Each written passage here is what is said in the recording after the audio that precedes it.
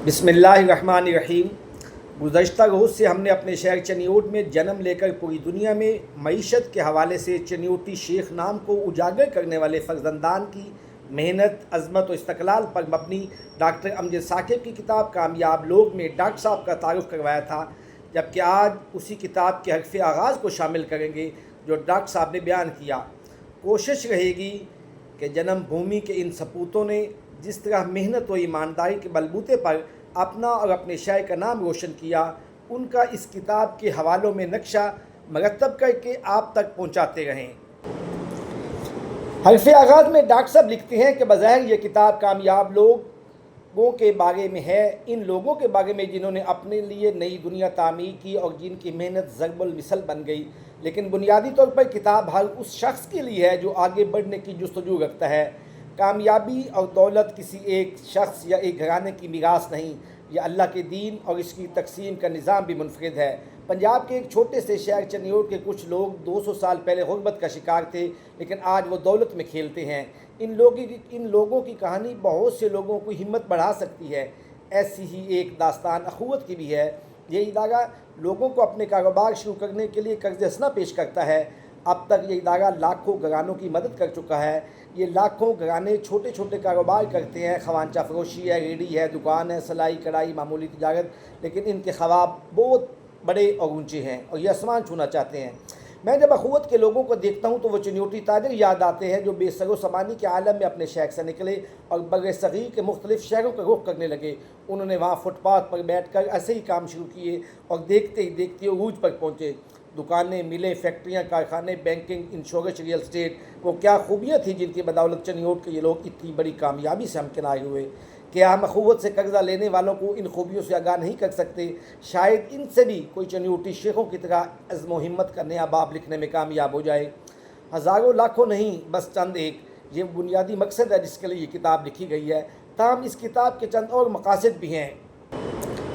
Doctor साहब मज़ीद लिखते हैं कि जिसने हमारी अपनी मट्टी से जन्म लिया और जिसके जीते जागते किरदार हमारे सामने मौजूद हैं, ये मॉडल क्या है? अमानत, दयानत, सदाकत, मेहनत, जफाकशी और हुस्न तख्लीक।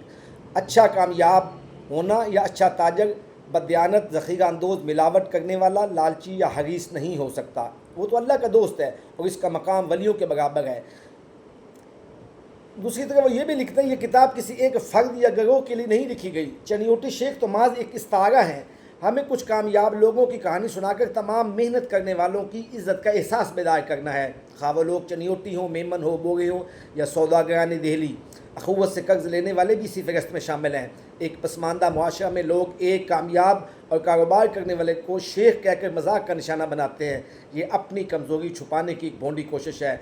अगर कोई शख्स अपनी मेहनत से कामयाबी के चिराग रोशन करके हज़ारों अफराद के लिए रोज़गार का वसीला बन जाए और फिर वो देने की लज्जत से भी आशना हो, तो उससे बड़ा ईमानदार ताजर है कोई नहीं हो सकता और वो खराज तहसीन के काबिल भी है। हमारे गली महल्ले कूचों बाज़ारों में तिजारत के अच्छे उसूल के फ़रोग़ मिले हैं और हम नौकरियां मांगने वालों की बजाय नौकरियां देने वाले बन जाएं। इस मुख्तसर किताब के 3 हिस्से हैं। किताब का पहला हिस्सा चनियोट नामी शहर की गुमगुश्ता कहानी पर मुश्तमिल है।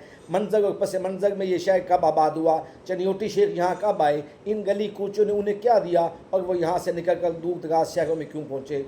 दूसरा हिस्सा इसी कहानी की मज़ीद तफसील है। यहाँ से निकलने वालों ने अजनबी शहरों में किस तरह मेहनत की और किस तरह अपने कारोबार की बुनियाद रखी। खून, पसीना, मेहनत और जद्दोजहद, इस तफसील में उनकी इज़्म व हिम्मत की तस्वीर नज़र आती है।